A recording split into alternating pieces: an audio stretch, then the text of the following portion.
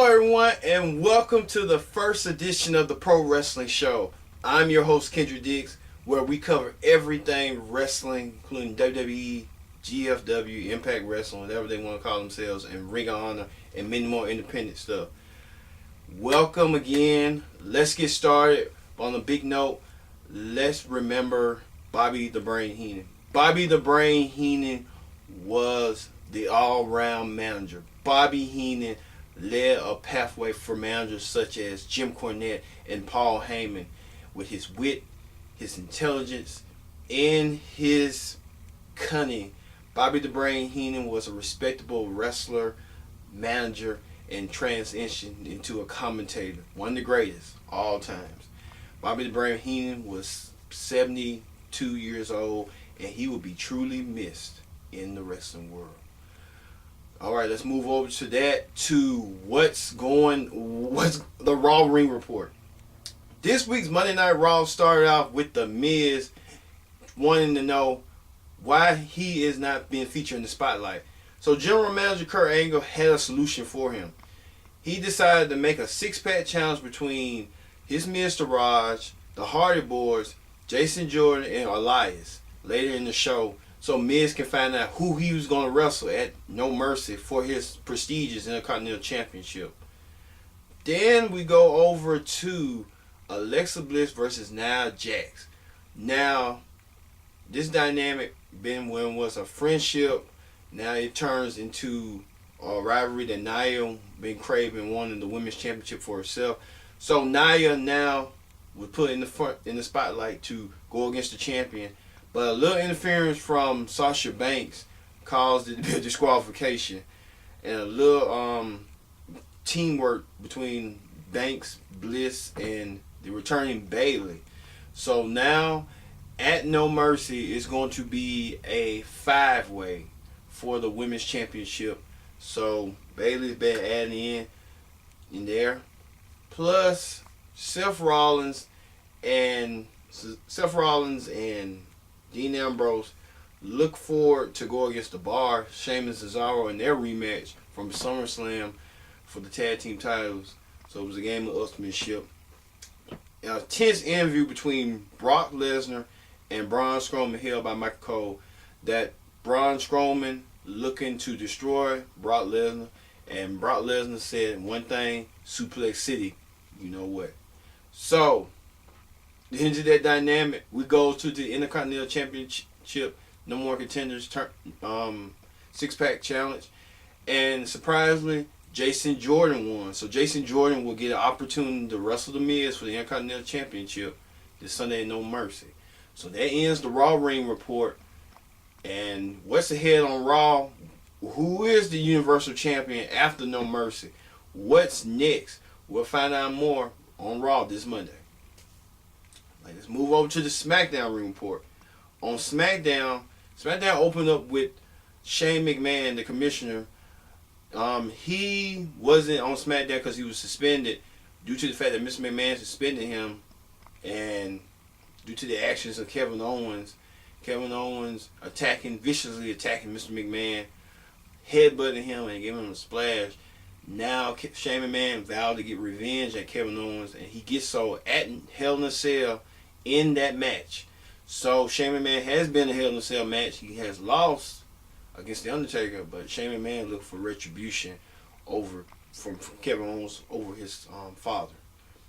Speaking of that, let's go to Charlotte. Charlotte returns to SmackDown, thanking the WWE Universe for the prayers and the supports of her father, the Nature Boy Ric Flair, who is in a chronic illness, so to speak. So Charlotte telling everyone thank you until she was interrupted by Natalya. Natalya saying that she's embodied a lot of women, such as Oprah Winfrey and other people. And Natalya put herself in the lead by showing a picture of herself. So Natalya now, there's kind of like a little rivalry finna go on ahead, so we'll keep in touch with that. But General Manager Daniel Bryan made a match that it's going to be a fatal four-way between Naomi, Charlotte, Tamina, and Becky Lynch. The winner meets Natalya at Hell in a Cell. So we're going to continue on with that ball later on. Also, Dolph Ziggler continues with his impressions of superstars' interests. He impersonated DX, Triple H, Shawn Michaels with their separate interests, and then the interests together. So Dolph Ziggler saying it's a joke, and he called DX like their dads now. Okay. And then we go to the United States Championship match, where Baron Corbin issued a challenge to AJ Styles, and AJ Styles, you know, hey, Baron Corbin lost to AJ Styles through the calf crusher due to the interference of Ty Dillinger, who returned the fade back. So that was good. Plus, Charlotte went against with the same women, Becky Lynch, Naomi, and Tamina. She won. And she's going to dedicate every match to her father. So that's a good thing for Charlotte. And she got a new book out and plugging, so it's a good thing. Everything's coming into play for the Flair family here on SmackDown. So that ends the SmackDown Ring Report. When we return, we're going to have Hot Topics and the Impact Wrestling Report. Stay tuned. This is the Pro Wrestling Show.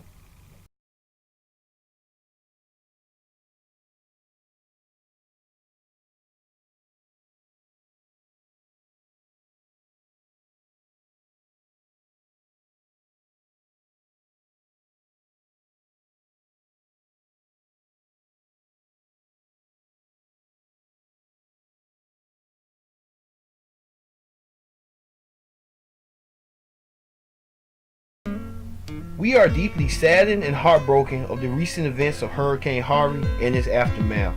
We at Connect TV support the American Red Cross and its efforts to want to help in its deepest sincerities to help the citizens of Houston, Texas, provide them with the food, clothing, and shelter, and know that our hearts and prayers are with you. If you would like to donate, visit theamericanredcross.com or thesalvationarmy.com to make a charitable donation. Thank you.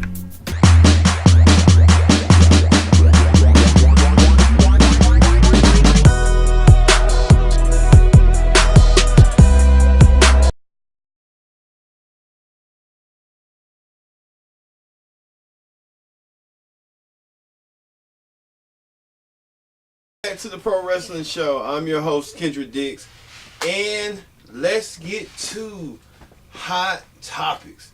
Alright, many of you know this past Monday, Impact Wrestling announced that they're going to have Bound for Glory in Ottawa, Canada at the Aberdeen Pavilion. Now, many of you thinking, what's the Aberdeen Pavilion? It's like a historic building that the Impact rented. But plus, they're going to also have their TV tapings there for after Bound for Glory. So we're going to see how this transpires with Impact. Now they're not going by the GFW name, the Global Force Wrestling name association that they wanted to go with. Now they reverted back to being Impact Wrestling. They're like 1 minute they're TNA, they're Impact Wrestling, they're GFW. Now they're reverting back to Impact. So looking up also the return of Alberto El Patron at the event as well. So a lot of things are rolling into Impact's favor as we speak for their pay-per-view in November 5th. Speaking of Impact, you know, Jim Cornette on TV plays the authority figure on Impact Wrestling. But now Impact Wrestling and Jim Cornette has split ways. Jim Cornette had something to say about that matter, that situation. Take a look. I didn't know this then. I read on the internet a location is being changed, will be announced, because this was late last week when that came out, right? As we tape here.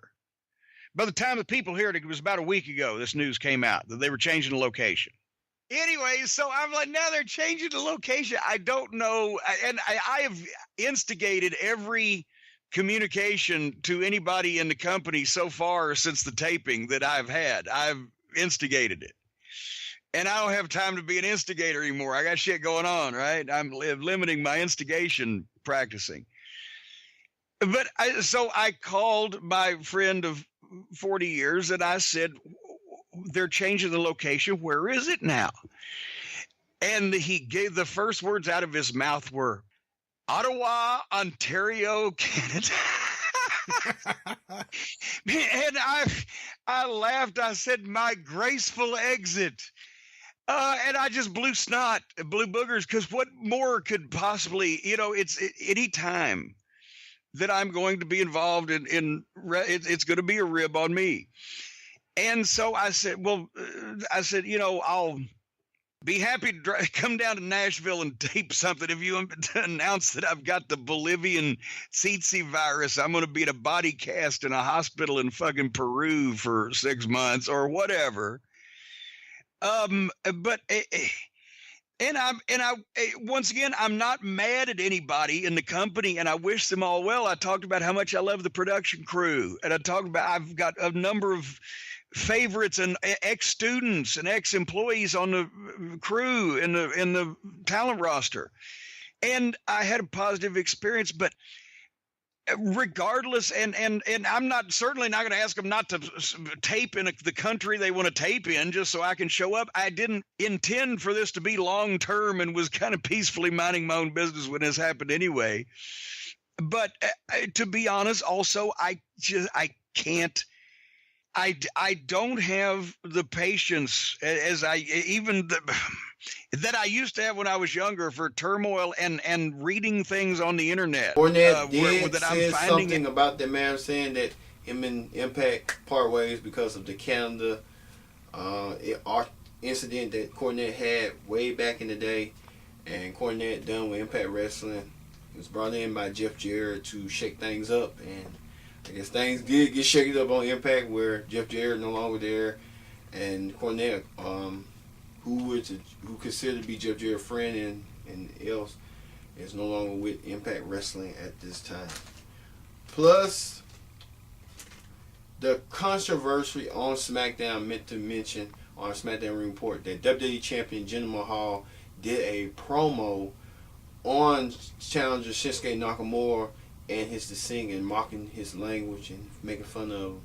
Now, a lot of people are stating that that's sort of racial tone of that promo, and the YouTube page, when normally they would show like clips of SmackDown, did not mention that clip or nothing like that. So it's kind of like WWE just in a bubble they're trying to get themselves out of. So anyway, hey, it is what it is. Speaking of return, Paige is looking to come back. Paige posted that she's coming back to the ring better than ever. She started out went to the Performance Center to start her training to get back in shape and back into the ring. And a lot of people are suspecting, even Dave Meltzer or Brian Alvarez, the Wrestling Observer, expects that Paige gonna start on SmackDown, but before the draft, she was selected by Raw, but now she's gonna debut on SmackDown soon. And finally, Hulk Hogan tells his side of the story on why he got fired from the WWE. Take a look. Hulk Hogan talking to Harvey, the man from TMZ. So he's going to talk to him about his career, what's going on, and life after wrestling. So that ends the Hot Topics report. Let's go to the Impact Wrestling report. On Impact Wrestling this week, a lot of things head on to Bound for Glory, as Johnny Impact is looking for champion, Impact World Champion, Global Champion, however they want to put it now. Eli Drake, he's looking for him, looking to confront him because he has a match with him next week show. So let's get to that. But Johnny Impact talking about he can't wait to wrestle Eli Drake for the title and gets his opportunity. Plus also, he went against KM. Didn't do so well in that fashion. KM lost. Johnny Impact picks up another win. Plus also, the EC3 and Eddie Edwards teamed up against Tahasma and I forgot that other do with the mask. They but got attacked by Texaco. Texcano, I meant to say. And so Texcano jumping in, and that led James Storm to come out. So it's going to look like it's going to be a 6-man tag team match between these 6 individuals. We'll see how that transpires. Plus, Rosemary and Ty Valkyrie had their exchange, and it didn't turn so well as Ty Valkyrie wants to become Knockouts champion in that sense. Until Rosemary came out and just stopped her. And then everybody, Allie came out, Sienna came out, Terry and Terrell came out. Gail Kim came out. So Gary and Jerry made a match that it's going to be 6 of those women in a 6-man tag. It's just like every storyline they go like with the women's side and the men's side, where I just talked about those two. It got to be a 6-person tag team match. 6-man, something like that. So, hey, it is what it is. Johnny Nitro got interrupted, walked in backstage and got interrupted by Texcano. And I guess he put his title shot on the line again, because he put it on against KM and won. And now he put it against Texcano and he won. So Johnny Impact is gaining momentum as he goes to Victory Road next week to challenge Eli Drake for the title. But speaking of Eli was not seen, but he was in Mexico defending his championship against some man's luchador and won.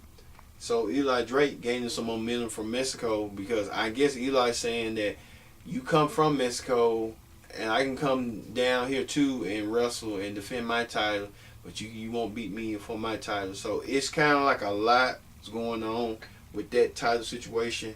So it's going to be Johnny Impact versus Eli Drake for the world title. It's going to be real good. It's going to be in-depth, bell to bell. I'm going to tell you, it's going to be great. And that ends the Impact Wrestling Ring Report. And that also ends our first show here on the Pro Wrestling Show. So, glad you can join me. I hope you can join me next week. See you later. Peace.